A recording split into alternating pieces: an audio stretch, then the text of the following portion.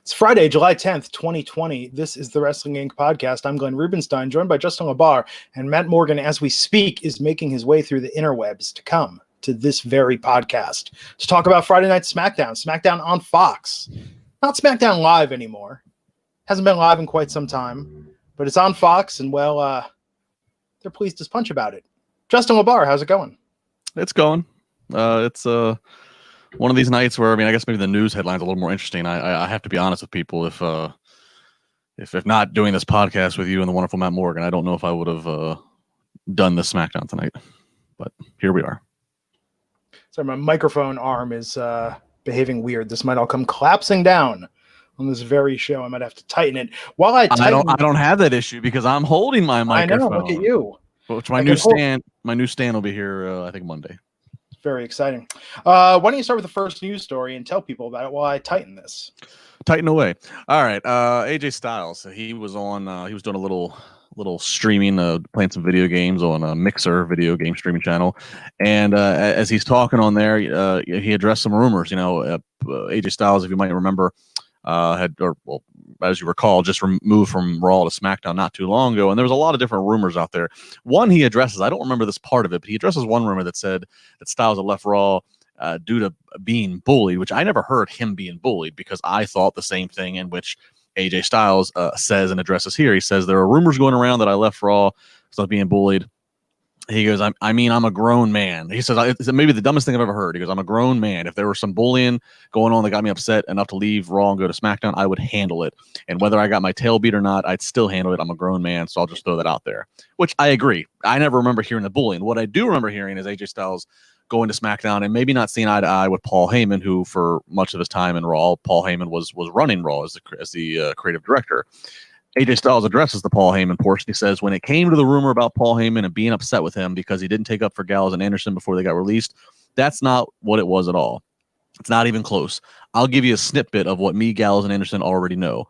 Paul Heyman is a liar. Now you know. I'm sure you've heard that before. If you go back to his ECW days, you'll hear that. He's a bold-faced liar. So that's my take on that. I will let Gallows and Anderson add to it. Now, Justin, do you know the difference between a bald-faced lie and a bold-faced lie? I'm not as. Please give me the definition. So a bald-faced lie is one that is clearly undisguised, clearly untrue. A bold-faced lie, on the other hand, is one that is imprudent or impudent or disrespectful. So many will fall under both categories, but you can see the difference there. So he's saying, is it obvious that he's a liar? We don't even need to question it, or are his lies disrespectful? Maybe it is indeed a little of both.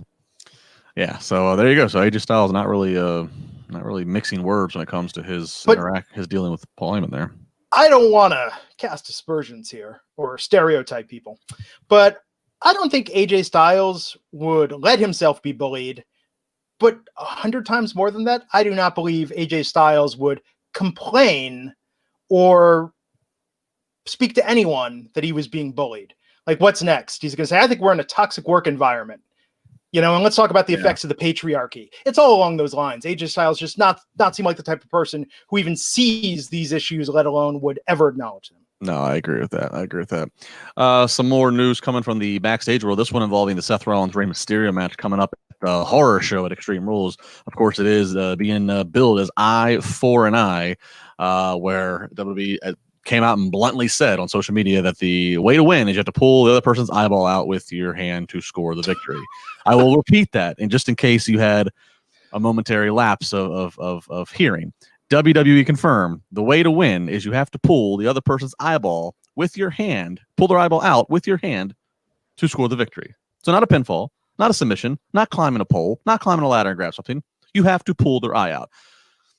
So the Wrestling Observer newsletter and others reporting that the Eye for an Eye match is going to be another match that will be taped already and done and edited in a cinematic style, and we're led to believe there's going to be some CGI used to help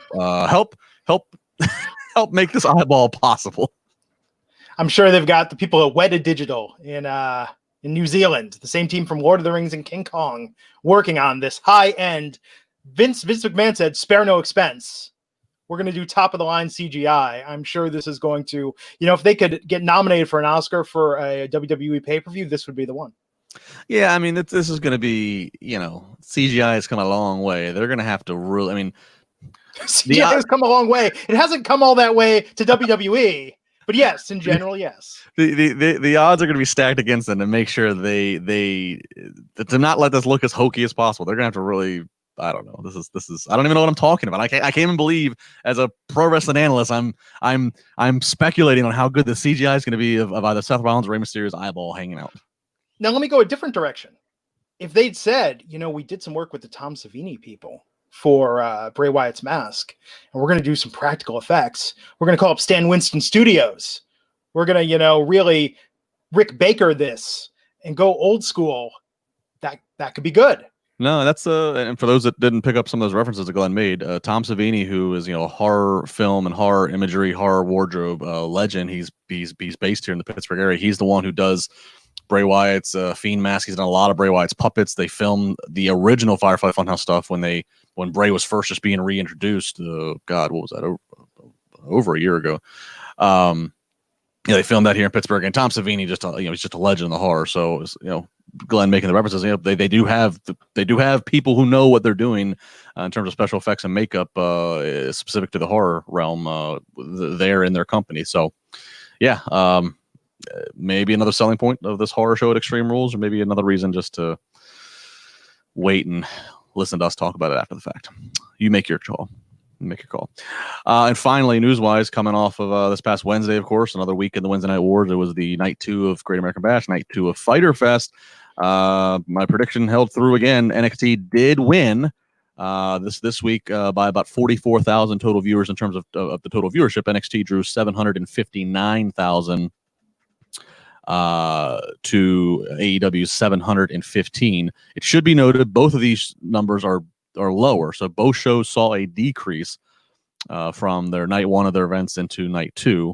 NXT wins the total viewership. AEW once again still touting Tony Khan, Chris Jericho, and others on social media that they still feel that they truly won because they did finish again better in the 18-49 demo. AEW coming in with 0.28, and NXT 0.20. That made AEW 7th on Wednesday night on cable for that very prestigious and important 18-49 demo. So it depends on how you want to look at it. If you want to drill down even further, again, there's a separation between total viewership and the demo. But in the quarter hour, AEW, both shows obviously it's a 2-hour show for each, so they have 8 quarter hours. AEW dominated the first hour. They won all 4 quarter hours in hour 1. Hour 2, NXT won it all. So NXT won all the quarter hours in hour 2. Most notably, to talk about the main events, that final quarter hour for each show, Adam Cole versus Keith Lee, 922,000 viewers, beating Chris Jericho and Orange Cassidy's 675,000. So again, total viewership dominant by AEW, but NXT again did win the 18-49 demo. So a lot of debate on social media today, a lot of debate going back and forth between the AEW sides and NXT sides. What's the debate going on? The debate, Mr. Matt Morgan, is NXT beat AEW once again on the overall viewership. Once again? 3 weeks in a row. NXT's won now. Oh, NXT. Sorry. Reversing it. Yeah, sorry. So the NXT beat AEW in the overall viewership, but AEW again came in higher on the 18-49 demo. So that's like being the world's tallest short person. Nobody gives a shit. I mean, yes, that's an important demo. When I was wrestling, that was the most important demo, to be fair. But by the same token, it sounds like it's like you're coming in second place and you're like, but we did this. So it's funny. No, you got your ass kicked. So it's funny you say that, Matt. Tony Khan and Chris Jericho have been very defensive about saying how the demo is more important, and then Dave Meltzer, who of course they are. Dave Meltzer, who's one of theirs too. Right. Yep. Meltzer's analogy. Meltzer's analogy is that to all those saying NXT won, that's the equivalent of saying we lost the football game 28-21, but we gained more yards. So no, it's not. That's what I'm just telling you about. Let me take this over. Dave, and I love Dave. He supports me in my campaigns. He gives me love. I hate to say it. But Dave, no, it's not. It's the other way around with the 28-21 victory via NXT, PS. And you guys are saying, but we got more first downs, and our running backs and all pro, and nothing. You lost.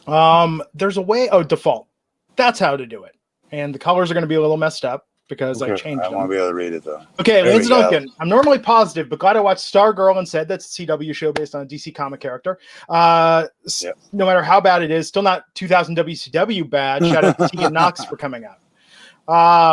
Yeah. Tonight was okay. I didn't need the Bray Braun match again.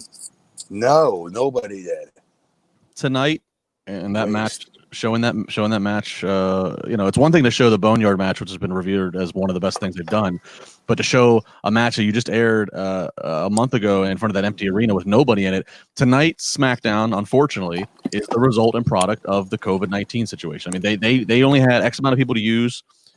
This was a situation of let's have a talking segment and then let's get another segment out of that, then to a match. We get Miz and Jeff Hardy and Morrison. Okay, now we have a match. We get karaoke, then we get a women's match. We get let's attack here backstage or in the entrance commercial. Here's a match.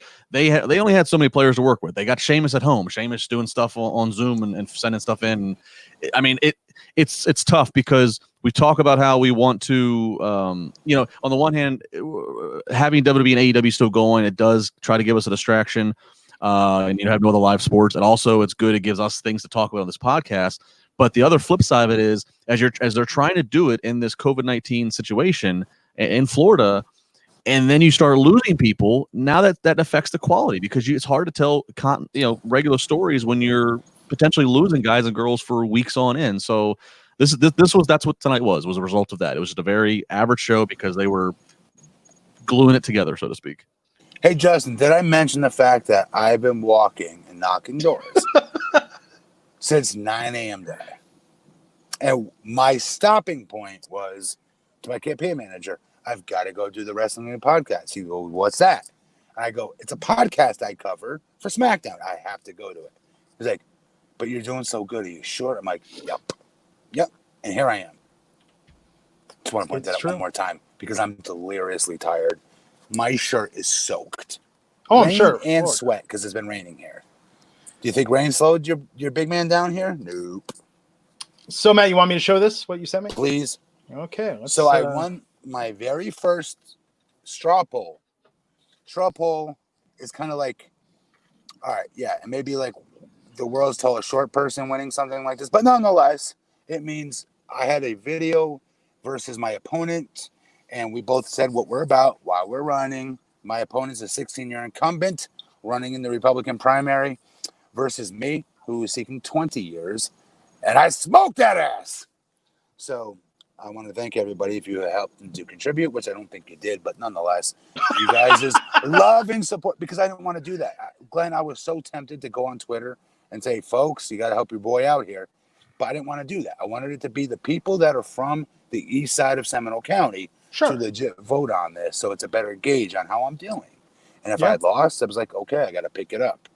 But straw polls, guys, honestly, they're cool. They're fun, but they're really worthless. You got to keep your pedal to the metal on this. And regardless whether I beat this 16-year incumbent in this one straw poll or not, it's the first of the year. So that's encouraging for my team and those that are supporting me, right? Mm-hmm. And you want to show that for them. But by the same token, like I said, you got to keep your pedal to the metal. And this is where I think wrestlers make good politicians in this regard. And that is that work ethic thing. Yeah. Like it's pouring out right now. I'm being rained on through my window that's partly down so I can get better light on this. And my leg is soaked right now. Just to do this podcast. You can imagine how soaked my shirt has been since knocking doors today. It comes from that athletic background of I will outwork everybody in the room, right? You heard The Rock say that 1,000 times. It's no different. In any field that I'm in any field that I would argue, any wrestler that is in post-wrestling. So again, those of you guys have an opportunity to support pro wrestlers once they leave pro wrestling and go on to something else, and you have that opportunity, try to do it if you can, especially if that wrestler was cool to you and you think could possibly do very good in whatever that next genre is. We got to support our own, so that's basically it. Let me say the most blowhardy statement, Matt. There's only one poll that matters, and that's the one on election day at the ballot box. He's 100% right. Pedal to the metal, brother. It's very important. Thanks for but showing that, by the way, Glenn. No, I dude, of appreciate course. And much respect for what you're doing. A couple super chats here. TJ Pomali, $4.99. Every time I hear Blinding Lights, now I think of Monday Night that. Raw. Raj, for sure. Me too. I'm with you. Hashtag Morgan 2020. Kyle Christopher. Hang on, let's go back to that. Okay. Hashtag Morgan 2020. Thank you, TJ. Kyle Christopher, $20 super chat. I feel like I was violated by SmackDown. Wow, strong words. Here you go, Glenn, Matt, and Justin. Cure my sadness. Well, we do what we can. Kyle, you're asking for like the impossible right now because, not so much. That was a tough one to watch tonight. I've been praising SmackDown too, but tonight was not. No. There were some issues, and we'll get into it and we'll discuss it. Kyle Christopher, $15, saying I think he means thank you. Thank you, Matt, for being real. I know this is everyone. Don't waste $15 on that. Just tweet me that, Kyle. I'm not trying to be jokes. No, Kyle, all you guys. We're getting eaten alive by COVID right now. Many of you guys, including me. Like, I make $900 a month as a mayor of Longwood, 900 and change, right? I never share that with you guys, but that's what we get paid. Many of us have to have another job to put food on the table for my family, right? Me specifically. And right now it's impossible to get work. With this. Same with you all watching this. For you guys spending $15 to say that, brother, just tweet me. You know what I mean? I appreciate that love. That's amazing. Thank you very much. Seriously. I think that's part of it too. I mean, in addition to also what Matt is going on with the campaign, I think part of the reason why we kind of trailed off not talking about the Patreon and more ideas now is I think that's not the right time when people are going through so many financial hardships and challenges. Glenn, and I don't want to sound like Mother Teresa on this. But it's the truth. I watched 7 of my mom and pop businesses in Longwood. Just this week go out of business, bro. I was with them, and I don't need to pat myself on the back. This is the truth. I'm with them in their businesses, with them physically in person when they're supposed to be closed, and saying we do not give up. We have to have a way I can help you guys. I have 1 million followers on social media. I know I can help you guys. Maybe we can put out all your sales and all your different deals you're going to do. I put on my Instagram, Twitter, Facebook. Collectively, I'll have 1 million followers. That's got to be worth something. And early on in the COVID, it was. But I watched 7 of my small mom and pop go out of business this week, dude. I'm not going to joke. I cried my ass off for them. Because, like I would say 4 of them, Glenn, were like generation to generation to that 3rd generation that they give their family business through. It sucks, man. It's tough. Crazy. 2020 has been just awful across the board. And I mean, what the hell? 2020 has been... Like, we keep thinking it's bad as heck, and like somebody's like, "Wait, you see 2021?" I'm like, "Oh, what could be?" I don't want to ask the question. What could be worse than this? I definitely feel like on December 31st, there's gonna be a whole lot of us that evening that are gonna say "F you." Win the lottery? Are we gonna win the lottery or something? It's not us, but like those that really need it to win the lottery. I hope so. Something good has to come from all this. It's just, I think. It's for everyone right now. I mean, we're just trying to get by and get through all this, hoping there's a light at the end of the tunnel. Pretty insane, though. Steve Marcuccioli, $4.99, wants to know, Matt, what would have meant more, a WWE title run or a run versus Taker? Run versus Taker all day. That was my guy. Hulk Hogan was, no. Andre was my first guy. I was a little kid. Hulk was my guy for the longest. And then when I was in college, I would say Taker was, because I was 6'10", he was 6'10", super athletic as hell. So, like, I patterned, not that I came close, but patterned my game after Taker. Once I got in the business myself and tried to show that athleticism for a near 7-footer. Taker, for sure, over a heavyweight title any day of the week. Yes. Speaking of Andre, I'm sorry, go. No, Matt, I was just going to ask you because Mark Henry was telling the story the other day on Stone Cold's podcast. Do you remember your first time getting to meet Taker? Do you remember the first time, like the interaction? For sure. What was it? It was, "Hey, what's up? Yo, what's up?" No, I'm joking. It was, where were we? It was me coming up to him and probably embarrassing the hell out of myself like I did. If you guys have seen the Stone Cold Truth, it was a DVD that came out by Stone Cold Steve Austin, and I had just gotten to my first pay-per-view, and it was a crossover, Raw versus and SmackDown type of pay-per-view, right? So Stone Cold was present. And they showed me, Marky Mark, in my sweet blue velour outfit, jumpsuit. I thought it was cool because it was like P. Diddy's, like, remember Velour's tracksuits that were really cool? Yes. Oh, I thought I was a baller. And I walked up to him and I was like, and it's on camera. You'll see it on the Stone Cold Truth going, "It's an honor to meet you, sir," which is what you're supposed to say. But nonetheless, they put it on that video and it was pretty embarrassing. And nonetheless, because I look like a mark, but it's the truth. That's how you greet every veteran. What you witnessed me doing on that video is the same way I met Taker. It's like, it's beyond an honor to meet you. I study everything there is to study about you. And besides him going, "Okay, so you're a stalker. I'm going to give you another week before I talk to you again, Mr. Morgan." And all jokes aside, I told you guys, he gave me a blow-up drill to do when we were on an overseas tour together. And he helped my ring cardio because of it. I wish he didn't get injured as much as he did when I was on SmackDown time. He got injured both times I got called up to SmackDown, ironically. It's 100 degrees here, but I looked over to my right, Matt. I've got a velour jumpsuit here in my office right next to me here. That meant status back in the day. I got this just like a couple of years ago, like from Sweatito. All right, Glenn, I can't defend that. I can't defend that. They're full outfits that are super comfortable. You should have just said you got a 20. You should have said you got a 20 years ago. You got in the Laidlaw bus yourself. You put it in reverse and backed it over your own head just now. I can't save you from that. You should not have timestamped that. Sweatito. My wife ordered one for me. It was a gift. It was a birthday gift. Wait. Sweatito. I don't know about that, though. Sweatito is velour. It's velour tracksuits. I had a top and a bottom. Yeah, see? So these are matching. Mine was Carolina blue, which I thought was really cool. Yeah. And son goes, "Hey, son, what's your name?" "I am at Morgan. It's honor to meet you, sir." I think with the Kangol, I'm gonna, when it gets colder out, I think the velour suit's gonna make a comeback. Isn't this what like? Are gonna look like a cat? Yeah, guys, sorry. Isn't this what like? I'll leave it alone. Wasn't that the outfit that like Jamie Kennedy wore in Malibu's Most Wanted when he was Many people listen to me. Yes, that velour tracksuit was the bleep for about a good 5-year run there. I'll even argue. Sean John was super popular. Well, in my culture, the older gentlemen still wear them. It's quite popular. Listen, Batista was rocking it, and I was like, okay, Batista's pretty cool. He wears cool stuff. I'll buy it too. As pathetic as that sounds, I'll admit it. That's why I bought it.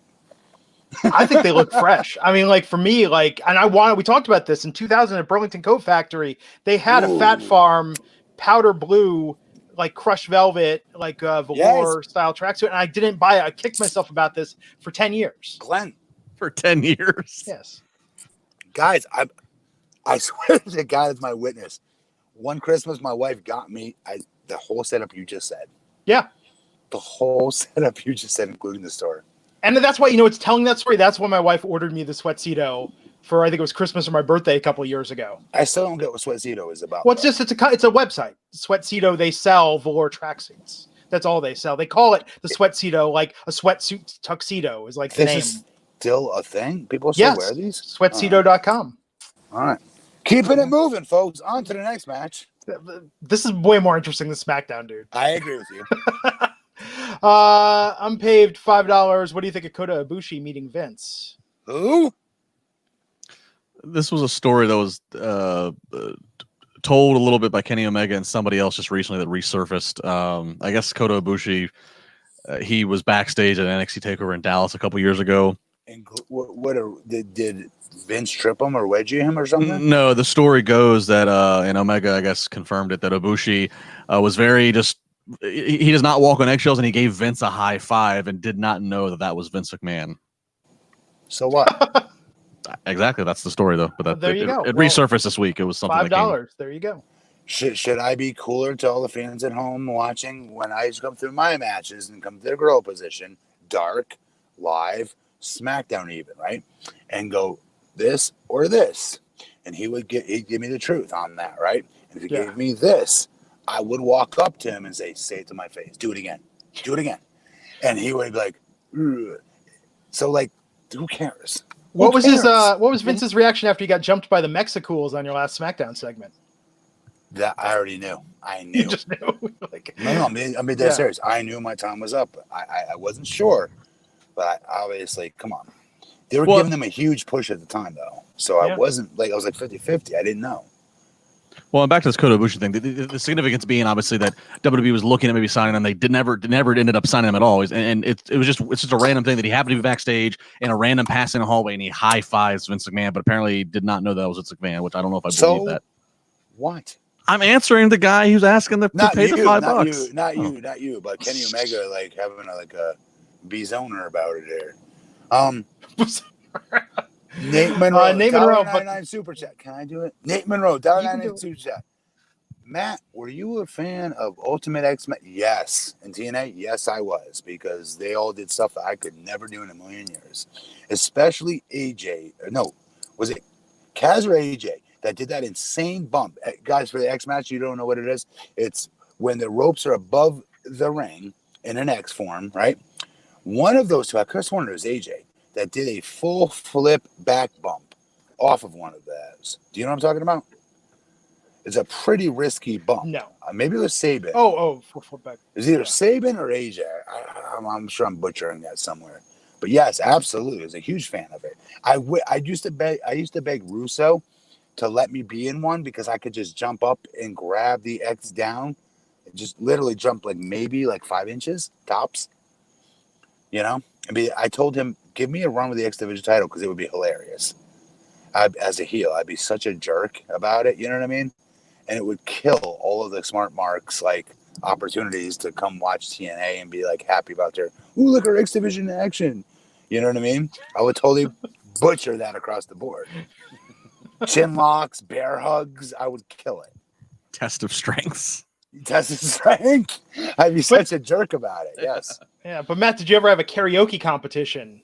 In the middle of a show, because the thing tonight we saw just how weird it can get. We did. We should probably get into. We should. We don't got to spend much time on this show. Right. Tonight, okay, so Miz and Morrison brought out now. Yeah, Miz and Morrison brought out Jeff Hardy.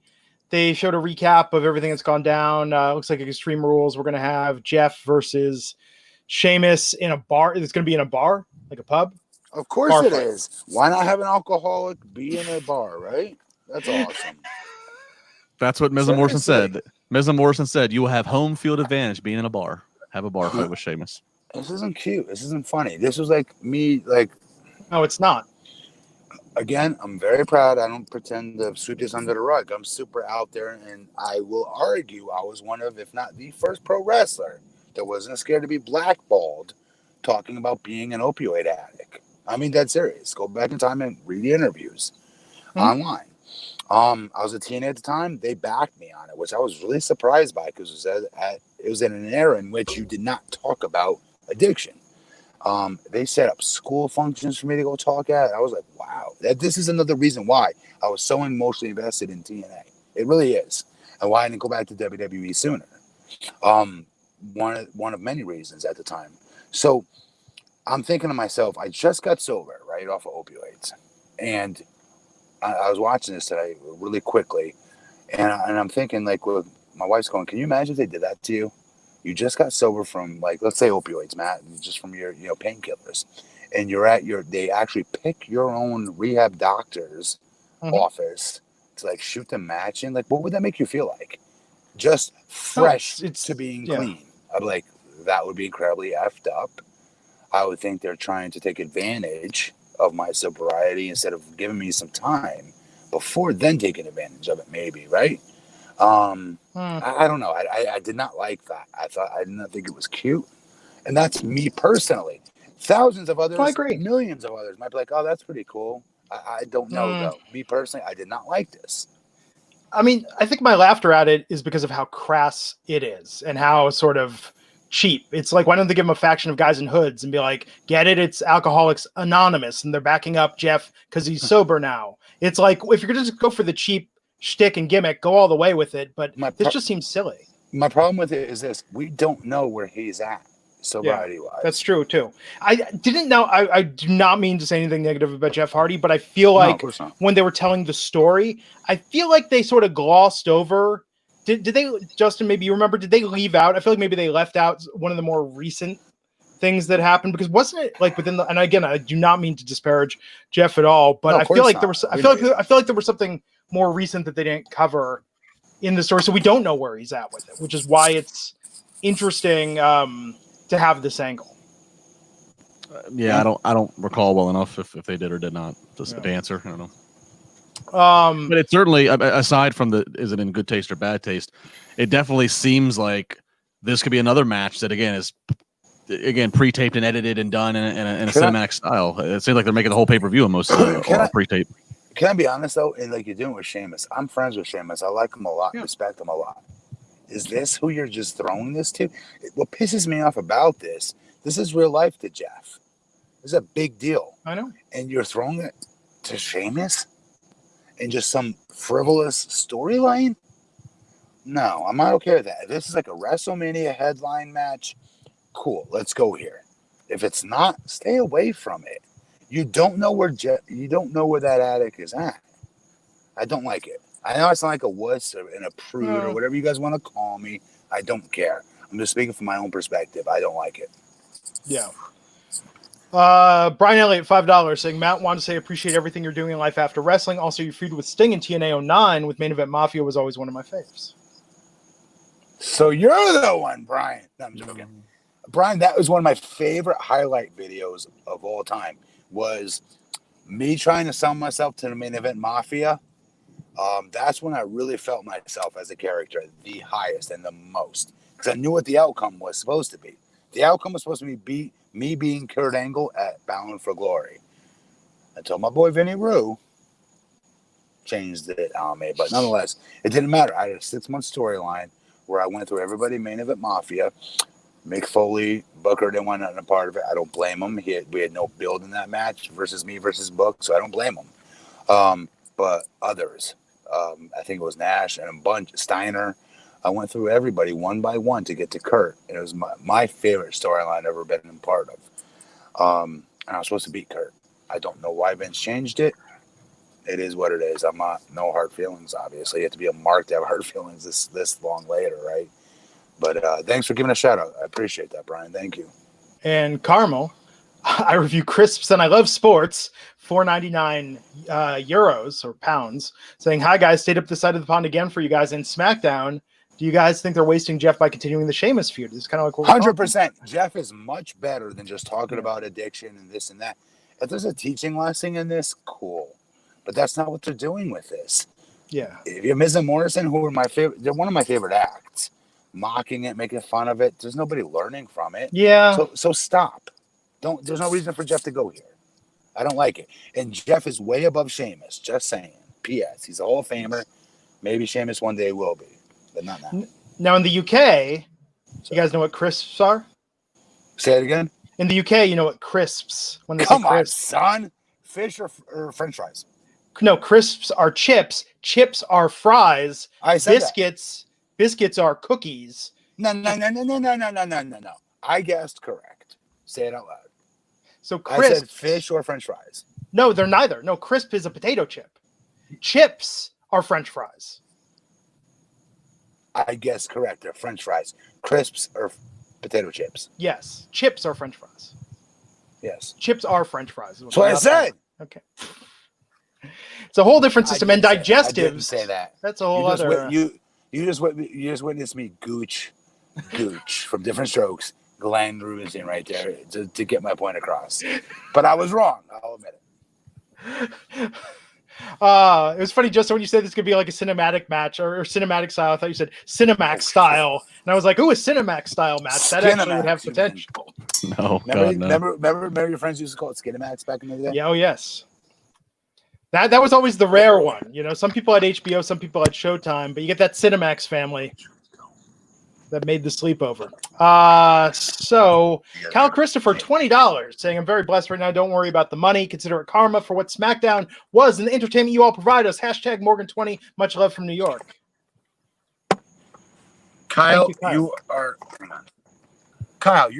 crazy. Thank you. Rajgiri's just sitting home with a fancy boy cocktail, getting a little ka-ching sound every time there's a super chat. Krana Shaw, $2. Matt, did you ever like TNA Spin Cycle? I apologize, guys. I used a lot of my battery tonight with my headphones. I'm sorry. That's Matt? okay. Yes, I did. I liked Spin Cycle because it gave you a shoot perspective of each character. I actually really did. I like the one that I was on with Steiner, and I believe Nash. That was my favorite. There you go. So we had Jeff Hardy versus The Miz tonight with Jeff Hardy picking up a win. We had Sasha Banks and Bayley versus Alexa Bliss and Nikki Cross. Do you feel like they're, in typical WWE style, they're running the Sasha Bayley thing a little into the ground because they know it pops a rating? No, I'm actually feeling them the most I've felt them this entire time. I just feel like I'm not getting a chance to miss them ever. I feel like they're on they're on Raw, they're on SmackDown. I'm worried that it's going to get old if they don't. No, until they're not hitting home runs or triples, then yes. But currently, in my opinion, and I'm not fans of both of them collectively. I've admitted this thousands of times, right, throughout the year.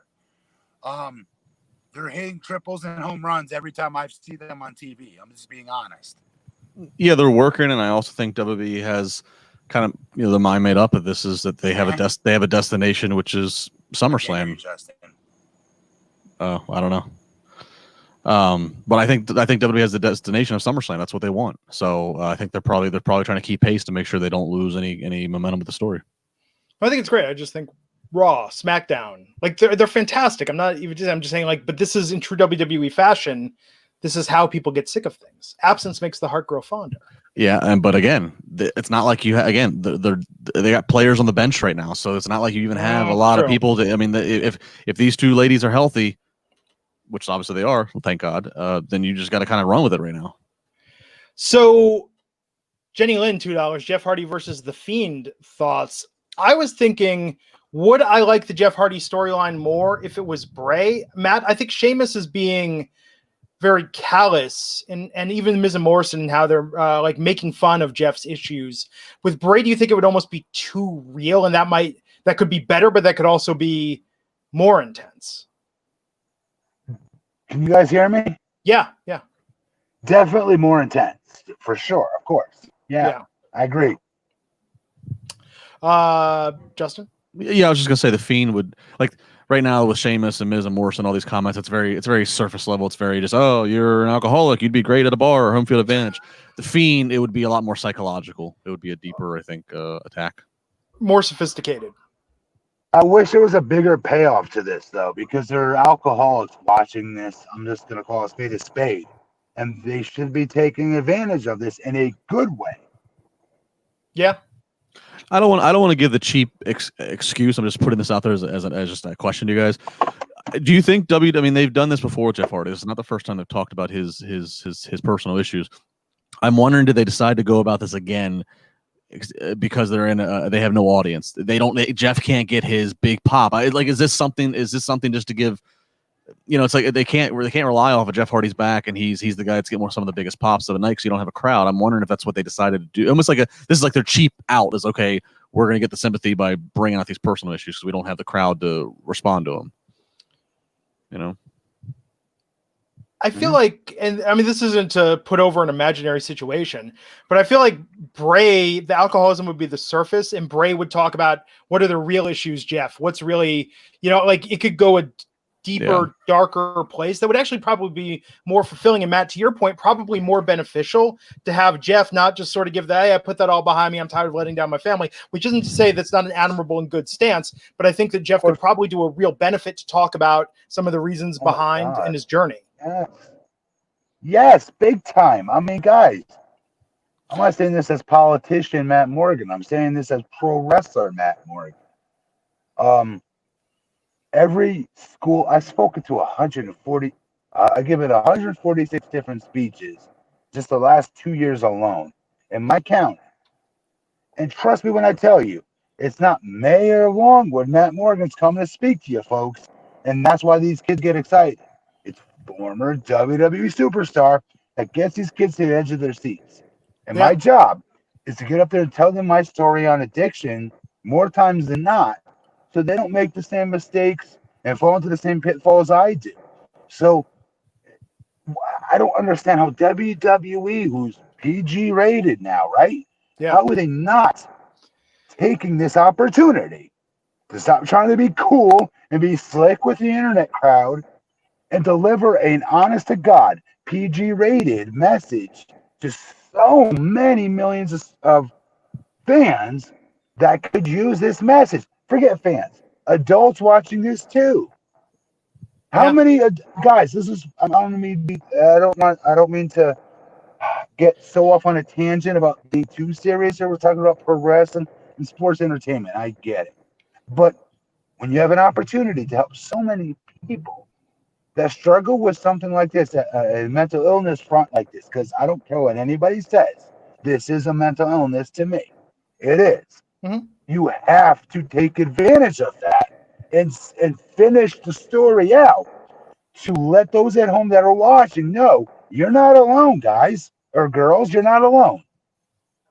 I do think if I just have an observation about society as a whole, when anyone has an issue, whether it's with substance or infidelity or anything that they feel the need to apologize for publicly and move on, I do feel like the focus is almost more on the apology, that people don't discuss enough. Like what were the reasons why this happened? What were the issues? Because that's what we can use to teach people going forward to improve Glenn, themselves. yes. Glenn, 100%. Why was I numbing my feelings?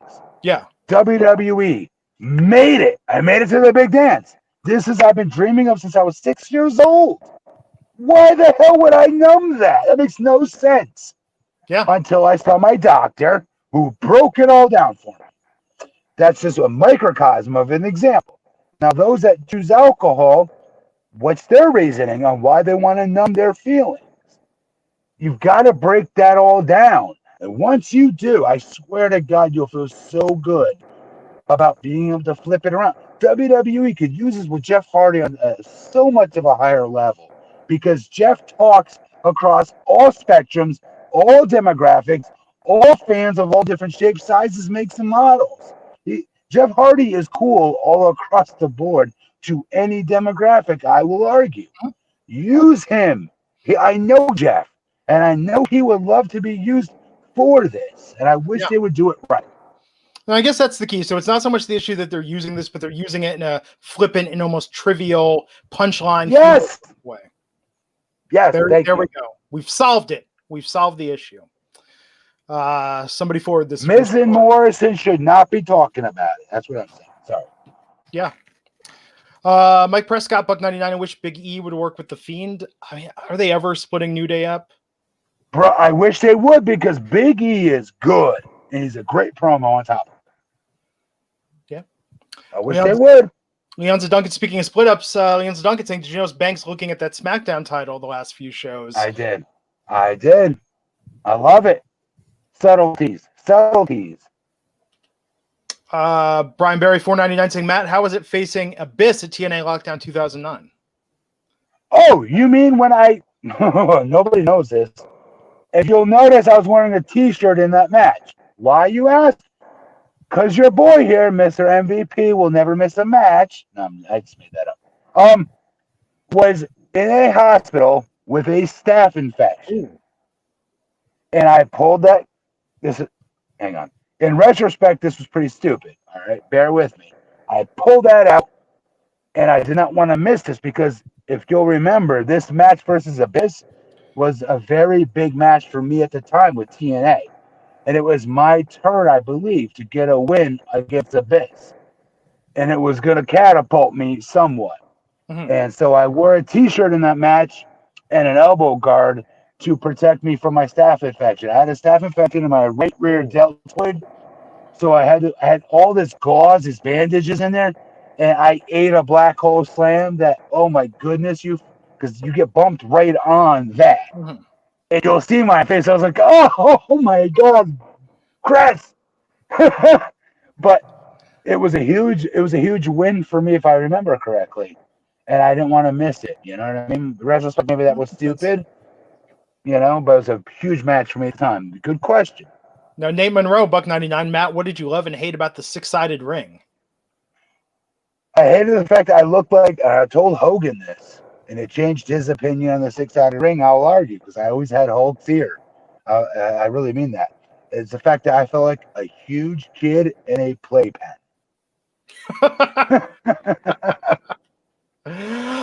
So Sasha and Bailey won that match. As Natalie points out, Sasha's been looking at that title for weeks. I think this is interesting. I mean, we'll see what happens on the go home before Extreme Rules. But yeah, I mean, I think Bailey's going to retain pretty handily over Nikki Cross to pave the way for Sasha and Bailey. We got the recap or the reshowing of the Money in the Bank match between Bray Wyatt and Braun Strowman. We got a promo for the new Battlegrounds game, which I don't know about that. Had the New Day hyping up their match between them and Cesaro and Shinsuke Nakamura. Then we had this karaoke showdown hosted by Jey Uso singing wrestling themes, which WWE. I am not talking about this. You guys will handle this. So Lacey Evans can kind of sing, but that song was in the wrong key. I don't know what Dana Brooke was doing. Tamina, I really thought Tamina was going to blow us away, but they stopped her. Dana Brooke was doing. Like, I love Dana Brooke, but she was juking and jiving. Yeah, like, those hips. Overall performance, like, let's look at the overall performance, not the singing. Tamina, I thought, was going to be the surprise. Naomi, I mean, come on, we knew Naomi was going to win this. Doing Dusty's theme. That? Well, Naomi sings her own theme song. She sung multiple things. Like on Total Divas, I've seen clips. They show her in studios and recording vocals.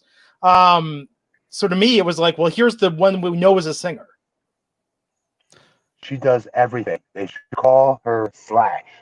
Yes. Remember Cordell Stewart for the Steelers back in the day? Slash Stewart. He did everything. That's like her. Bo Jackson. Another from that's much better example than Cordell Stewart. Yes. And Naomi got to sing. And Naomi got to sing a song that was also sang by a female. So, like, you know, it's easier to kind of like match up with. You know, the Dusty Rhodes' theme song that she sings, just a common man, is sung by a female. So I don't know, just it helped. She was definitely the best performance. I can't even believe we're freaking talking about this. Yeah, it just. I would like to have played cowbell in that reincarnation of that song.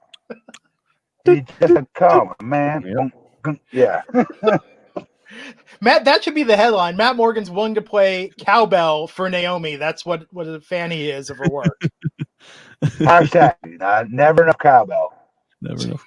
And I love too in the line of the song of Dusty's entrance theme where it says "Redneck Funky," and she went over to Lacey Evans and like rubbed Lacey Evans' face and said "Redneck Funky" to her. Hey, it's a compliment, right? But no, of all the women, I'm sorry. You guys watch Lacey's real life stories, like on her Instagram story? She's such a badass. And now they're making her. She teaches her daughter, like, on how to do your own work and say, screw waiting for some man to come do it. I'm gonna do it. This is how we do it. She landscapes. Yeah, dude, that's awesome to me. I think that's so cool. Great lessons for her daughter too.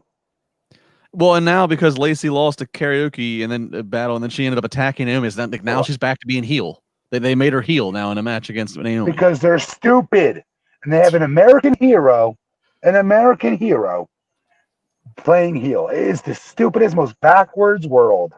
Just, you should have continued. They should have made Lacey the champion. I'm being dead serious. They screwed this up. Well, and I to that point, I mean, so I knew Naomi was going to win because of the women there. She is the one that has a singing background. But with this, they had a match. We had Lacey versus Naomi, and that went for a little bit, and then a brawl and a pull apart. So we really didn't get anything. I mean, if this is what it takes to get these women a story on the air, like, so be it. Okay. Especially Naomi. Yeah. Who is the best, like, by far, charisma, athleticism, ring entrance even. Yeah. Like her for me, her music and her ring entrance still to this day to me is one of the top 5 by far. She's so underrated. I don't know how I'm saying that this far in the game, this long into time, that she's underrated. How is that possible? I don't know, man. You know, I think looking in the women's division, you know, Becky was a good example of this. Even Bailey to a lesser extent. It seems like Vince has a type. You know, it certainly doesn't hurt if you're blonde, but Lacey kind of disproved that too. Hey, Vince, here's your type. Green. They make you cash money. I promise you, Vince McMahon. she will make you cash money. I think so. But yeah, I think with Sasha, I think with Bailey, with Becky, like they all kind of went against the grain. Stacked. But that They took are the stacked. fans. The fans demanded those pushes. This is true. Yes, good You know? call. And I think want to with- see the fans pick it up though more for her. I really do. Because like she was there before the women's revolution, technically. The manufactured women's revolution, I will add, started. I wish they would give her more credit and agree. cry out more for her. Because you show me one weakness she has in the ring, on the mic, in her entrance, in her physique, in her promos. What am I missing with her? Nothing. She's a Nothing. 5-star across the board, and she deserves more credit. Well, so it's interesting. We were talking about the ratings earlier, you know, with NXT and Great American Bash. I was talking with a few other, or a few wrestling journalists. I really don't count myself as one, but saying, Journalist? wait, What? like You were people that talking cover about wrestling. I was talking with people that cover wrestling in a more serious. Who? I just people from different sites. Like we DM, like I'll talk to Really? people sometimes, yeah, just about the business, or if they have Can we get podcasts. names? I don't want Can to I get name names? names. One of them's public. You Big can look time? at- No, yeah, Meltzer and me, we're like this. No, I don't talk to Meltzer. Like I didn't say him. Is it like James Caldwell from PW Torch? Fans, you didn't think I knew him, did you? But I did. okay, so Was anyhow, it Jason Powell? there is He's consensus dissing me. He's dissing me. on my theory This to me. that based on what Great American Bash did and based on how stacked NXT's women's division is and how women are popping ratings, that if there's going to be an evolution too, it's going to be on NXT because they know that's pointing out AEW's prime weakness and it will pop a huge rating. The question is just going to be, is it one night or two, or if USA gets behind it, will it be a 3-hour show? It's a consensus theory. We have to stop saying, Glenn. We went over this last week. And I know you'll agree with this, and you didn't mean it that way. But we have to stop saying women will pop the rating for WWE. It's their characters. It's not the fact that they're women that do this. It's that they are the best, in my opinion, the best established athletes, the best established multi-layered characters. Then unfortunately, whatever you want to look at it, than the men's characters are right now. Yes. In WWE. It's true. There's so much. And I think they've got this. Where is the Naomi, where Naomi's considered on the junior varsity level. I don't get this. I don't get it. Justin, your thoughts on this? I've said for a couple of years, Naomi is so marketable. She's athletic as all hell. She's got an entrance. She's I've watched kids' faces when she comes out. I mean, she's I don't want to say Cena effect, but she just has that a gravitating appeal to a certain demographic, and I don't know why they've she's gotten she's had a title reign. I don't know why they are so stop and go with her. They slow walk her. I don't know why. I believe her entrance alone is money. Somewhere in the last year, I believe she was off TV for a little while, and I believe she even acknowledged on social media somewhere that she had some things going on personally and she needed to take a reset. This is pre-pandemic. So there's that. 1 year out of 9 or 10? Right. But yeah, there's been some other times where I don't know why they stop and go with her. I don't know. Give me both. She's a legit athlete's athlete. Absolutely. So Jackson Callens, $4.99, saying Cobra Kai announced for end of summer. One step closer. Thank you, Jackson. Jackson! We love our Jackson. Jackson's our guy. Great. A couple other super chats here. Steve Marcuccioli, $1.99. Why isn't Tony Storm on the main roster, Justin? Okay, so no, let me take this. Steven, why would you go to Justin? Oh, because main roster. Main roster. He's baiting me. He's baiting me. I'm sorry. I totally stepped on that pop, and I apologize. All right, so I agree with you. Tony Storm, I'm a huge mark for. Huge. She's another one. Has the entire package. Like, I know I sound like a mark here, but oh my God, the women's division in WWE is extraordinary. I know I sound like I'm overly exaggerating. I'm not. I've wrestled there.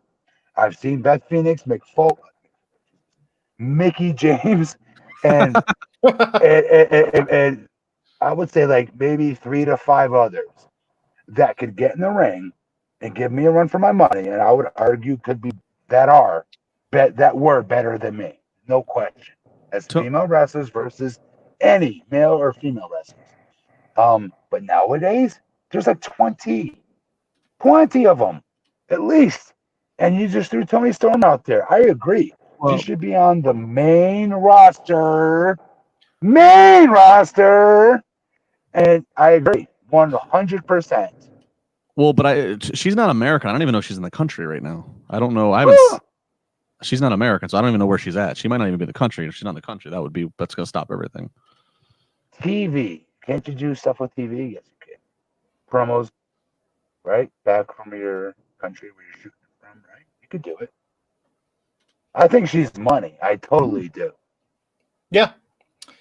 TJ Pomali 499 saying would have popped if they did Billy and Chuck's theme song. Kyle For when? Karaoke. For the karaoke. Do you remember how it started, Matt? How Billy and Chuck's theme started? You look so good to me. There you go. Yes, I do. Kyle, And Rico was incredibly underrated. Rico Constantine, for real, in real life, was a legit bad mamma jamma. In real life, he could beat people up. I love when you see the old OVW footage of him with Cena together. Sweet mullet. Yeah. So Kyle Christopher. Lacey could have been Liberty Bell, a badass Marine, but that got thrown to the wayside. Kind of disappointing. Yeah. Kyle, I agree. No, I agree, Kyle. He's right. Kyle, you single-handedly. You're spending your entire bar tab on our show tonight. Stop. Sending Raj's kids to college. He single-handedly has paid for Raj's next 3 tea times. Kyle, just tweet me. I'll retweet your stuff. That goes for all you fans. Kyle, I'll give you my PayPal. I mean, you can just stop giving this guy your money for real. Chris Jones saying I'm an AEW guy, but if NXT does Evolution 2, it'll be well over 1 million viewers. I think it'll be close. Chris Jones, you and I are like this. I agree. I'm an AEW guy too. And I admit before I cover every show, I'm a homer. I'm going to give them a 10 out of 10 because I want them to do well, and I love my friends that help run the company. But NXT's beating them right now. There is no question. Yeah. So we had the main event tonight. Well, they announced that AJ is going to defend his title, his Intercontinental Championship against Matt Riddle next week. Then we had the SmackDown Tag Team Titles match, Cesaro and Shinsuke Nakamura versus the New Day. Don't care. Yeah, I know. I'm taking it seriously. Nakamura, I care about. I'm sorry, Cesaro. I just don't. I don't care. I don't buy it. Yeah, and the referee called the match, so. See, I'm flipped. I'll pay attention to everything Cesaro does, but Nakamura's kind of lost me. What? Yeah. How did he lose you? I just don't care. I don't like the new music they switched him to within the last year. I just You don't like his hang on. You don't like Nakamura's new kind of rapish, hip hopish new version of his violins? No. It was not broke. Why do they try to fix it? His original entrance music, if we're just talking entrance music, was great. Dude. But Cesaro, I love Cesaro. There's just something. There's a reason why every single wrestler, when you ask them, they asked Edge just recently, and there's been a bunch of others they've asked in the last couple months, and they say, who's some guys you want to work with? And Cesaro's always on that list. Cesaro, the guy who he hasn't, he's always on that list that these guys pull from because you can do anything with Cesaro, and I just he's one that like we talked about with Naomi. I get so frustrated. Cesaro is just not, and I think the window's gone, unfortunately, based upon where the company's at, where he's at age-wise. I mean, he's in phenomenal shape, but it drives me nuts. This is interesting, Natalie. Thank you for the $5 super chat. Glad you're able to join the show live tonight. Naomi and Bianca as a tag team, please, so they can push them as top singles acts. That's almost to piggyback off your point, Justin. That almost makes me worry. Is that I think if Naomi and Bianca get paired together, I think it's going to be the same thing with Cesaro and Shinsuke. And similar, Asuka, it's actually amazing that Asuka kind of came back from that as a singles act and reclaimed it. Because, again, given that Asuka and Kari were paired up and became the Kabuki Warriors, I really would worry that Naomi and Bianca would be paired as like the Funkadactyls 2.0. And I could see that really stalling them. And that's, I'm trying to pick the wording appropriately. That would be my fear if they put Naomi and Bianca. Like, Naomi has a lot going to her with the glow, the athleticism. There's everything down to even the motion censored kicks that she wears. Yeah. I would just have this fear that if they put her and Bianca together, it would just turn into like this. Let's just make them the two stereotypical sassy black girls. I hate, but that's I don't like that. They both have their own individual. You're not speaking from your own opinion. You're speaking of the years and years and years of what you've watched. Why? I don't know why you're laughing. No, I'm laughing because it's like because Matt, your point is like it's like that's not speaking as someone who sees racism casually or would throw around that allegation, but you're speaking as someone who's watched WWE programming and sees how they use stereotypes extensively. He Justin's been very close to the business for many years, and he's watched how Vince McMahon has put out African American athletes, and exhibited them to America. Yeah. So I mean, I don't blame you, Justin, in that regard. You're probably sadly enough correct, even after all these years. And and it's they're both individually, in my opinion, not single stars, World Heavyweight Championship women's wrestling. I agree with that, but it's the question though. That's the question though, Matt. It's like similar like with Big E and Kofi, right? Big E and Kofi did get that world title. Big E is world championship material all day. Kofi, I'll be honest. Yeah. I like the story going in as an underdog. That was about it. I'm sorry. I love Kofi. Friends with him. He's not a world champion to me. Now, Big E, all day is a world champion level wrestler to me. And that's been one of the best things about New Day as a collection. Is that just going back to what we were just talking about a second ago? It's almost like they have not allowed, and we kind of thought when they first were given vignettes in 2014, and they're in the all black choir, and they're preaching, and they're doing they look like they were the kids of Slick. They're preaching and doing all this stuff, and to their credit, they redefined what this New Day was going to be. And it is not a traditional pro wrestling black stereotype. They made, and I think it's part of the reason. There's unicorns. They're unicorns and there's Titantron. They have cereal. Yes. Like they completely said, okay, Vince, we'll buy this for your first vignette. And then this is what's gonna happen, sir. 2 months in. And that's what they did. They shove it up with the sun don't shine. They've been together for 6 years, which in today's pro wrestling is an eternity. 6 freaking years. Eternity. I agree. And I think one of the reasons why is there's such a breath of fresh air of how you present African American talents in pro wrestling. Well, because they own it. I don't even see them that way. I really don't. There's something different. I don't even know how to explain them. Again, like unicorns, cereal boxes, video game, like. I don't think you can stereotype them. Pancakes? I just don't think it's possible. What? Pancakes? Pancakes. Where did that come from? Yes, that's what I mean. They're so different. They're so original. And they took something that you know damn well he was trying to stereotype and said, okay, we'll buy this for 1 or 2 segments there, no problem. And then, like, once they were done with those 1 or 2 segments of their very first pre-tapes, it was game on. Like, slow us down if you can. And they just kept inventing. Seriously, I hope they get the credit they deserve when time comes. You know what I mean by that? They're going to have a fabulous Hall of Fame speech. It's going to be so full of entertainment one day. And I'm not big. I'm very close with Xavier Woods. He's a very close personal friend. And I wasn't a huge fan of them being grouped. I'm not going to lie, because I always thought Big E is a heavyweight champion waiting to happen. Why would they put him in this group? I'm being dead serious.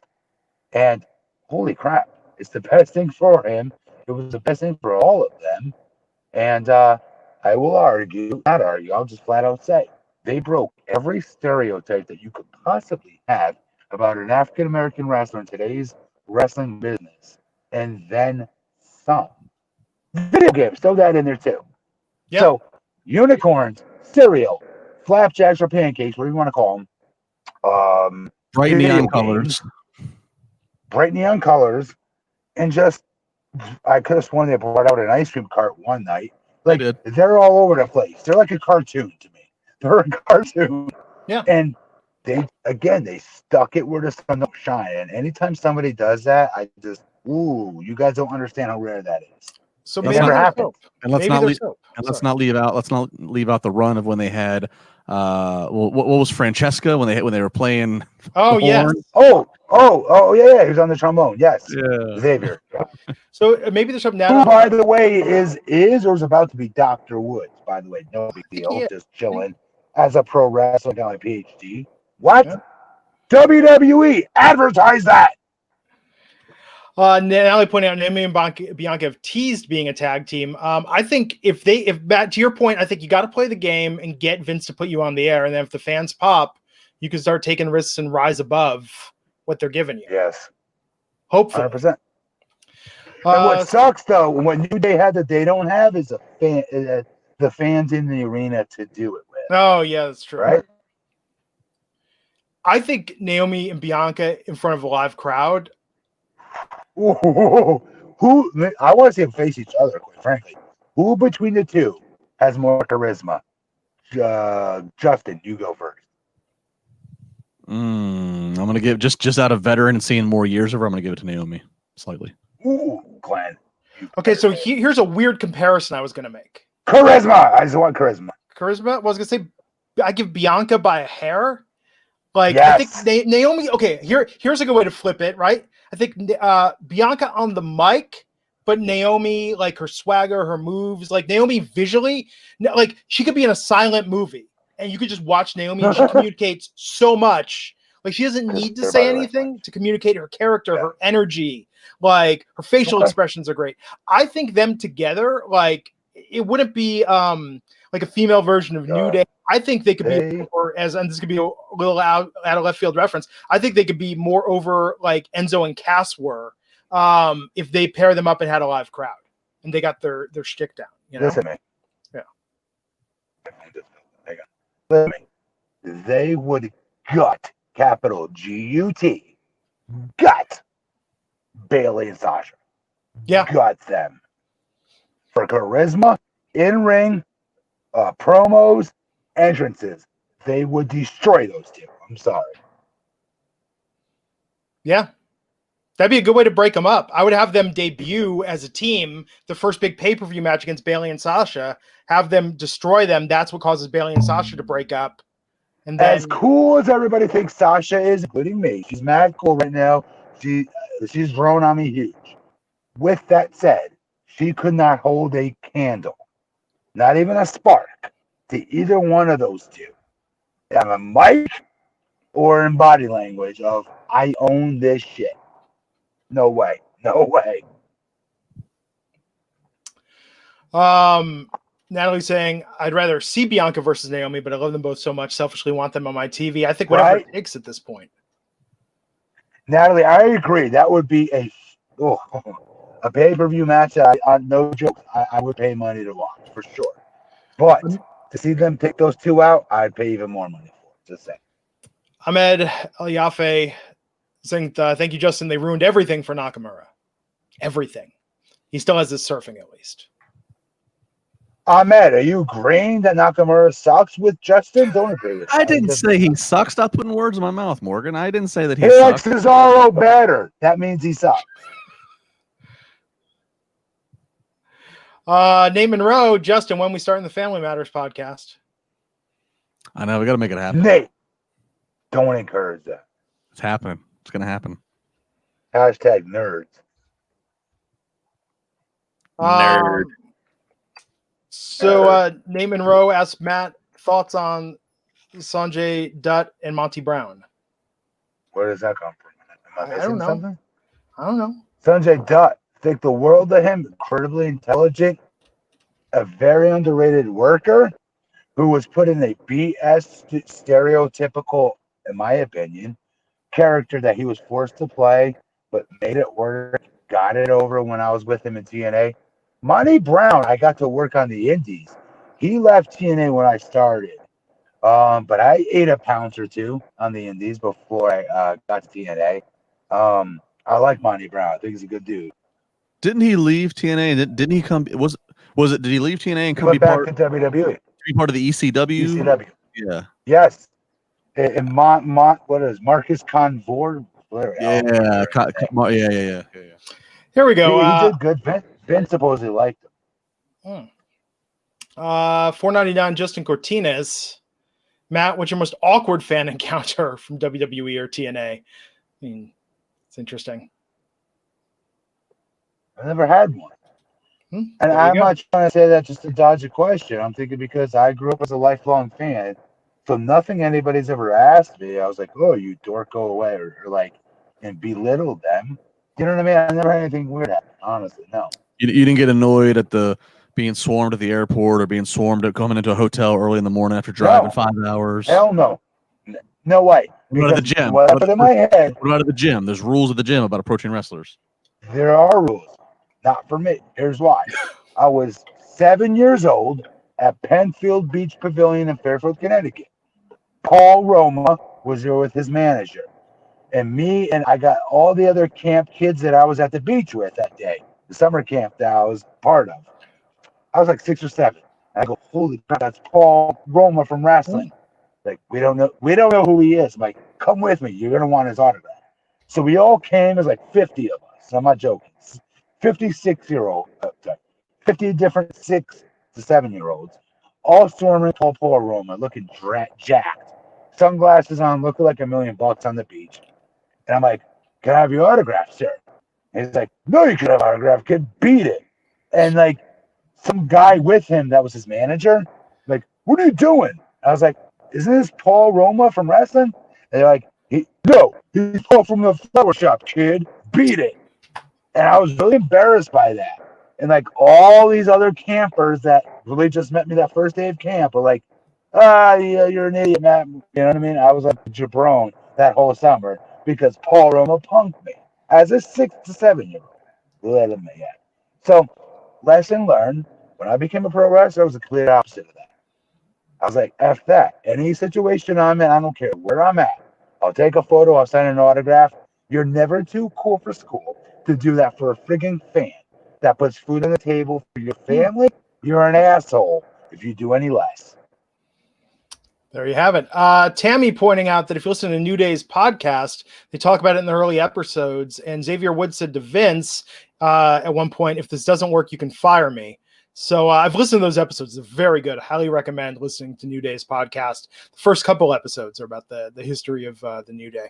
Kyle Christopher, $2 super chat saying Bobby Lashley and MVP all day. New Day, kind of old. Oh, get it? Old, like old day. Yes. So let's see. Ahmad El-Yafe saying, Justin, Matt, Glenn, do you think writers would help AEW? They got poor storylines nowadays. I'm with AEW. I just don't want it going down because of that. Matt, your thoughts? No, I think a lot that hurts AEW is not having a live audience. I really, truly do. Trust me, with who they have right now in their tag division, hell no. These fans would be going boinkers if there was a live studio audience or a live crowd to pop for it. So they can't control the element that we're all in with COVID-19. They can't. And I think they're doing a fine job. I'm sorry, I do. I know I'm a homer. I don't care. I own it. Homer, again, to define for people like rooting for the home team, they're the home team. You're on their side. For me. Yes, sir.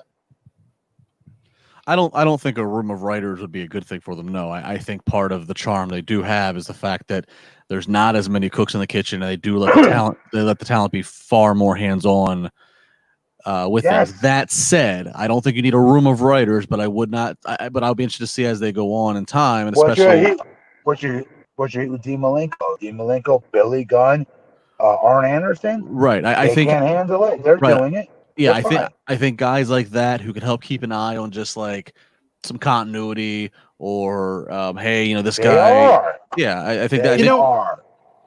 So the issue when they talk about WWE, it's really unfair because we're like, oh, the writers, stupid writers, trying to tell us what to say, trying to do this. The issue is Vince McMahon, Kevin Dunn, Michael P.S. Hayes, and the guys and Bruce Pritchard, the guys at the top that are they're the filter that all the writing goes through. And 500 writers added on those people. That's the problem. But ultimately, we hear about Vince rewriting stuff at the last minute himself. Because and I'm sure it's true. I'm sure most of it's true. But it's also a butthurt writer that wants to make excuses and play the blame game versus not having the backbone to go in there and talk to him like many writers before them used to do. Like or hate Vince Russo, he used to do that. He'd go and tell Vince straight to his face, this sucks, and here's what you need to be doing. They need more of that.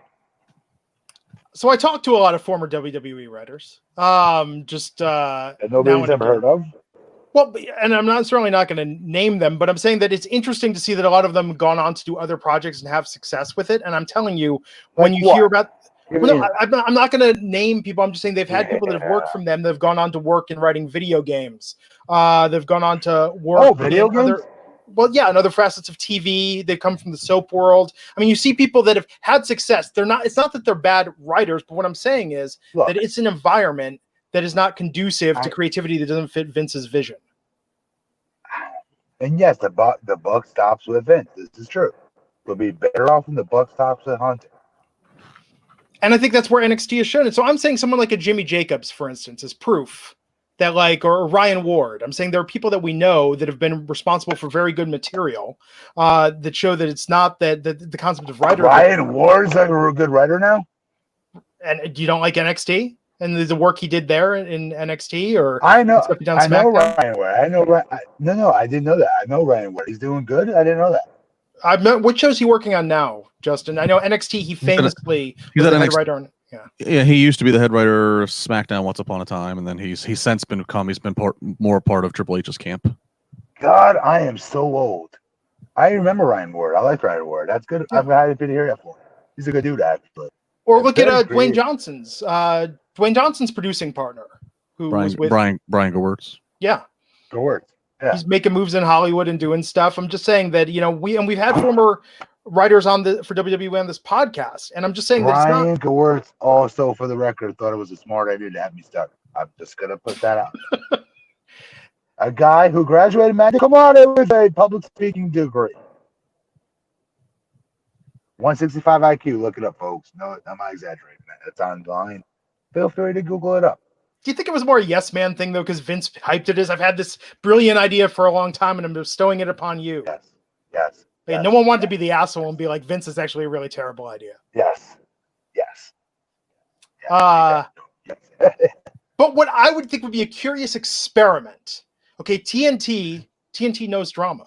TNT is Scott Snowpiercer, and they're in the premium cable series. Why not take a writer who worked on Breaking Bad or who worked on Game of Thrones and say, you know what? We're not going to put you in charge of the show, but let's just see what would happen if we gave you a storyline and what you could do with it. I think that would be great for the media. I do too. Yes, I do too. Yeah, just to see, because the medium has to evolve. I mean, we're seeing that right now. Kyle Christopher, just on fire tonight, going to send Raj's kids to med school, saying, Matt, ever felt awkward around Brock and Big Show? You ready for it? Hell no! Brock had my back from day one when I started on SmackDown and said, you ever need anything, guy? I've got your back. Danny Davis says, you used to do what I did in OVW before I left, which was be a locker room leader and a captain. So if you don't like anything that's written for you, you come talk to me. So I had a squash match versus Shannon Moore once, in which the match started with me being smacked in the face by Shannon, who's a good friend of mine. And I went to Brock, and I said, well, here's a week later. He told me to come to you. I'm coming to you. And it started with him smacking me in the face. Am I being ribbed? Am I not? And he goes, what are you doing after that? And I said, I'm going to take him, and I'm going to nuke him after this with whatever move he was going to do. He's going to go for like a tilt-a-whirl head scissors, and I was going to just not eat it, throw him like 50 feet in the air, and just squash him. Just squash match. And long story short, he went to Vince and goes, why do you have this guy smacking Matt Morgan? That makes no sense at all. That's stupid. And Vince changed my match like night and day after that. So Brock No, not only did I not feel uncomfortable around, I felt like that was a guy that looked out for me. Yeah. Big Show, I wish I could say the same, man, because I like Big Show. I grew up in, not grew up, but in college years, I watched him on WCW as a Giant. Loved him. Throwing missile drop kicks, like he wasn't your prototypical Giant, man, right? Hmm. And so it sucked once I got to WWE and he was doing all this crap to try to like be like one up me. And like I'll give you guys the best case scenario, an example of why I had a hard time with him. So we were going over one of my matches with Big Show once, and I'm walking down the hallway to catering. And guys knew Big Show was very insecure about whatever. So like we're walking down the hall together, me and Big Show, and John Cena is like walking on the opposite end of the hall towards us. And he's like, uh-oh, here come the Twin Towers. And like people would say shit like that to Big Show to F with him. Yeah. And I'm like, oh, stop doing this, guys. Because in my head, I'm like, is he really this insecure to not know? Hi. He's like 10 inches taller and 8,000 pounds bigger than me. Do you know what I mean? And at the time, no, he did not. At the time, I was a younger, better Giant. I'm just going to say it. No, you came in with your boy band hair and like 4 years as junior, and I think he was intimidated. Yes, boy band hair. But true. I look like I ate in sync. But yes, you are correct. And what the hell? Because when he came to see us on Tough Enough, like we had an awesome time, me and him together. I was injured, and he was like, he gave me so much encouragement. Goes like, Matt, you need to get in this business. You'd be perfect for it. And at the time when I wanted to quit, I'll be honest. Yeah. And to find out like he was going behind my back and telling Vince McMahon he's worried about his health when I'm in the ring with him. You freaking bleep. I mean, female, you female anatomy body part. You're 7'2", 500 pounds. I'm telling you though, people feel like they have their role. I mean, so I'll give an example. I get along with Nick Hausman really well in person, and we developed a rapport. When Nick Hausman from the Wink Daily and I were first on this podcast together, I love Nick. I love him too. I don't care what anybody says. But when we were first on this podcast together, it was like, wait, I'm the funny, clever guy. Like this is my shit. Yes. Yeah, I was like, this is like, you can't have two lead guitarists, man. You know, it just doesn't work. No, and for what it's worth, you are Mick Mars, and he could be Nicky Six. There you go. Oh, but why would it be Mick? Mick looks like the Walking Dead. People don't know. Mick Mars was he was the bigger star of Motley Crue to real Motley Crue. That's true. And that's why, and Glenn, that's why I work well with you, and that's why I work well. I do the Wink Daily in the day with Nick, and I do this well with you because you two are very similar, and I can like the back. You set it up, and it's just it works. But I can see. I'm a big fan of Nick. Yeah, I love Nick. So I never had the chance to do a show with him. I read what he says. I watch some of his stuff, and I'm like, I dig him. Yeah, but this is the vibe. And I remember the first time we were on together, I even had to say to Raj, I was like, so am I not hosting anymore? Like, you just want me to sit back and chime in? I'll let him go with it. Oh, to be clear, I got no problem saying this because I love me some Nick Hausman, I do. But I'm sorry, you can't hold your job. Just throwing it out. No, I think Nick is fantastic. But yeah, it's just the two of us together. It took a learning curve for me to match his rhythm and figure out how we could complement each other in a good way. So here's the thing. We're in the world of, I don't want to say fake pro wrestling, but sports entertainment. Big Show. You guys can't see. Up here, by comparison to me, in height, and like 5 of me in as far as body weight goes. Let's keep him He should have never felt that insecure to bite on the boys ribbing him and doing that stuff. One time he was so insecure, he was in the locker room and he was like, oh yeah, I'm working at Morgan today. He's like my robot. He'll do what I tell him to do. Watch. And look at me. He went like this. He went, Matt, you go this way. Like he was holding a remote control. And I had to sit there in the locker room like, oh, good one, Joe. And in my head, I'm like, you are such a, you really are such a wuss, dude. And it's a shame because I grew up liking him as a fan. Michael Vanessa says, "Don't worry, Matt. Big Show kicked me out of a parking lot at 16 for asking for an autograph." I'm not surprised because he's that big of a mark for himself. Yes. And you guys see the new story of Big Show now. I hope he's evolved. I hope he's changed because I see him working with Braun. Trust me, if Braun had come around when I'd come around, he would not be doing business. I promise that. He'd be going behind Braun's back because he would be triple insecure by Braun's size and strength. Yes, I'm taller than Braun, but I'm not stronger than Braun. And I guarantee you that would drive Big Show nuts. And at that time when I was there, again, Brock was taking bets from JBL and company. Do you think I can make Big Show cry tonight by form tackling him when he gets back through the curtain on a house show, on a linoleum floor? And he would do it. And Big Show would be in the locker room crying with Paul Heyman, his manager, and Paul would have to talk Big Show up, going, "Hey, they're just joking. Don't sell Big Show. Don't sell for this, Paul." It's a shame because I grew up a fan of his. I'm not saying this to bury him, but I'm saying this to bury him because I don't care. I'm not in the business no more. The Soapbox $5 wants to know, how would you book a potential build to Keith Lee versus Karrion Kross for the NXT title? Ooh. Who's asking? Oh, Matt, damn it, that asked me. You guys give your opinion first. I don't know. I saw, didn't someone have a theory, and I apologize for not crediting the author today, saying if they had Adam Cole do it as his last match at a triple threat, in the first fall got one title, and the second fall got the next title, they could find a way to do it without having. All right, so I'm just gonna cut. I'm sorry, Glenn. I'm gonna be a dick. Okay. I'm gonna cut through the red tape right now. Here's how you do it. You do not have them touch for a year. Yeah. That's how you do it. It's very simple.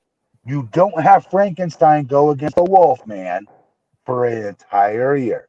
The Wolfman guts and eats up jobbers and whomever for an entire year from this side. Frankenstein does the same thing from this side. And then you wait a year before they face each other. Yeah, I mean, in a perfect world, that would be that. I'm all for keeping them as part. I mean, unfortunately, I think by the SummerSlam weekend, we'll have these two fight each other, but I don't think it's for the NXT title. I think it's for the other title that Keith has, which is the North American. You're not going to take the NXT title this quickly off of Keith Lee, but he also has the North American title, so I think that's what happens is Cross will get that North American title, and they do have to book the match, kind of like how the way you book Brock matches in a certain way. You have to book this very carefully about how they look. So the good news, you're right, Justin. You have them lose the Northeast. What's it called? North American. Same smell. North American Championship. And you have Karrion Kross win that. And the good news is you let a whole year go by.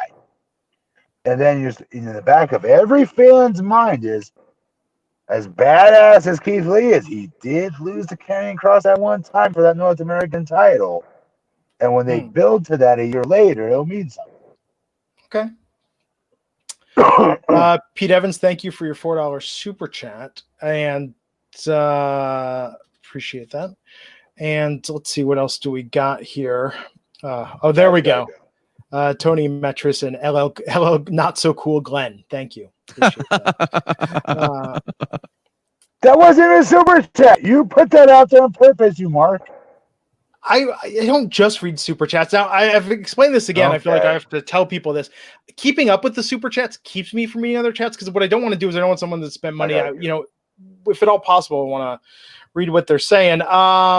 Nate Monroe, $1.99. I get labrum surgery Monday. I need a great podcast. Well, go back to labrum. It's not labrum. Labrum. I'm a little behind on my Latin, Matt. I apologize.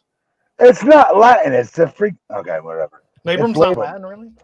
Surgery. No, it's not. Monday, and need a great podcast. Well, Nate, I hope if you're listening now, you can't listen to it again, right? So are you hoping for Monday we get Raj involved, Justin involved, and Glenn involved? Oh, yeah. The other night was Wednesday was interesting.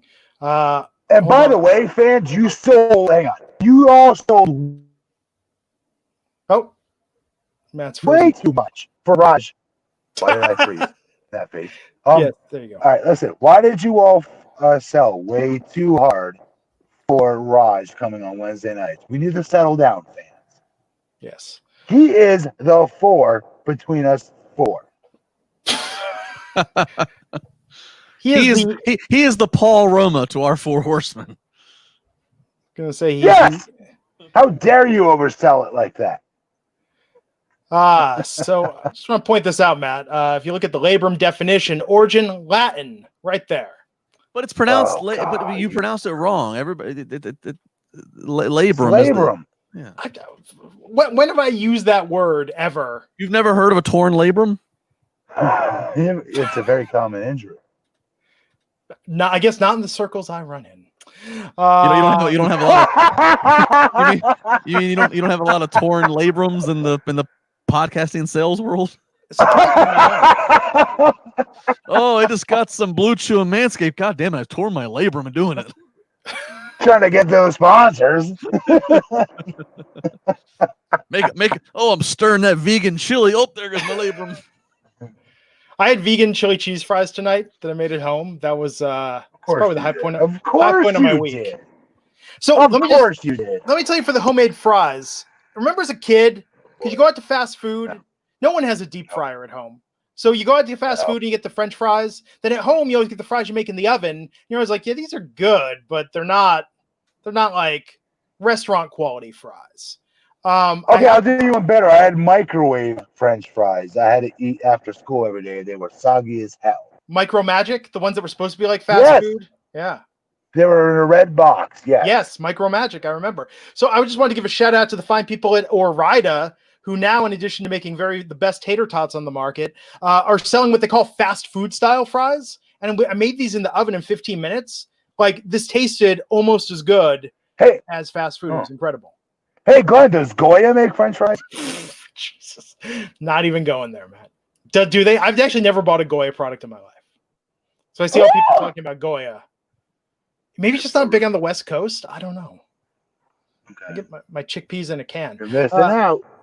Kyle Christopher, $2 saying, thank you so much, Matt. Much love. You're awesome. Give Raj money to tell Matt how awesome he is.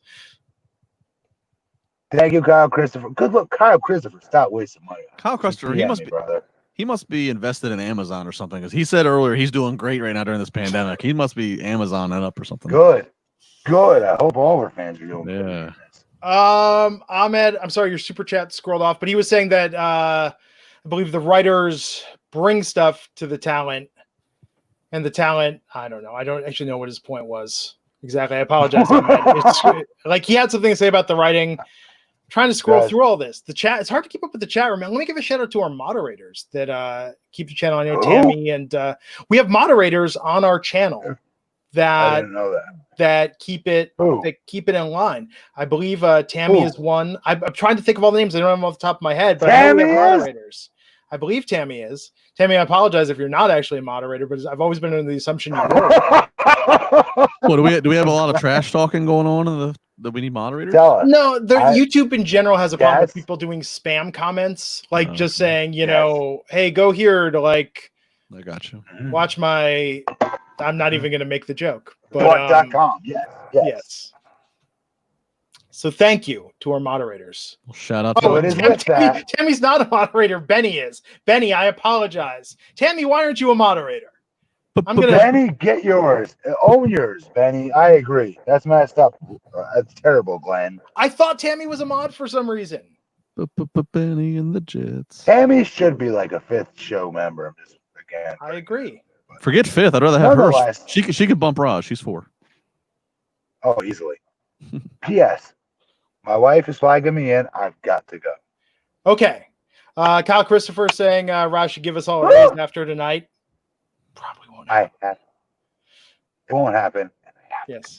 Okay, you go. I'll take us home here, Matt. See you back here Monday for Raw. Love you, man. Have a good one. Thank you guys all. Thank you guys and gals for watching. Pete Evans, $2. Will Bailey and Banks have all the belts with no crowd? They're great. They're all in on them tonight. That's what I'm saying. I'm not dissing them. I'm just saying, man, when they're the high point of SmackDown, the high point of Raw, you bring them to NXT. Like at a certain point, the golden goose runs out of eggs. We've had Becky 2 belts, Bailey 2 belts, Keith Lee 2 belts. It is a weird trend. Right. Not let's have less titles. Let's just put the title on more fewer people. people. Yeah. Okay. Everyone's saying I got to get an air fryer. Thank you, April. Greenwood. Yes, air fryer. If you want really good chicken wings too, like you gotta, if you want like the good best restaurant quality, you have to have an air fryer. That's the way to do wings, fries. Yes. So once a year, I'll tell this story before we take it home here. I cannot believe the SmackDown podcast went an hour and 40 minutes. We talked about SmackDown for 15 minutes. Unbelievable. About once a year, we get the idea that I really want to make something that needs to be deep fried, and I do it on the stovetop. I pour like an entire bottle of water in there, and I very delicately deep fry something and fish it out. But let me tell you, it's terrifying. It's exhilarating. And then after, I'm always very afraid to like touch it before it completely cools down. You can't put it down the drain. You have to like congeal in a container and then take it outside and bury it somewhere. I don't know the exact process. I might be confusing this with like a Wiccan ritual. An ex-girlfriend of mine like used to practice. But yes, like once a year I will deep fry something and then I eat it. And I'm like, oh, this is really good. And I was like, look at me already. Could you imagine if I was eating deep fried on the regular? Like, but I've heard an air fryer is where it's at. Yes, air fryers are where they're at. Good. So, hey, man, everybody have a good weekend. We'll be back here Monday night. Me, Matt, Raj, I think. And he's at Justin LaBar, at Glenn Rubenstein. He's at BP Matt Morgan. Have a good weekend, everyone. We'll catch you back here on the Wrestling Inc. podcast. Take care.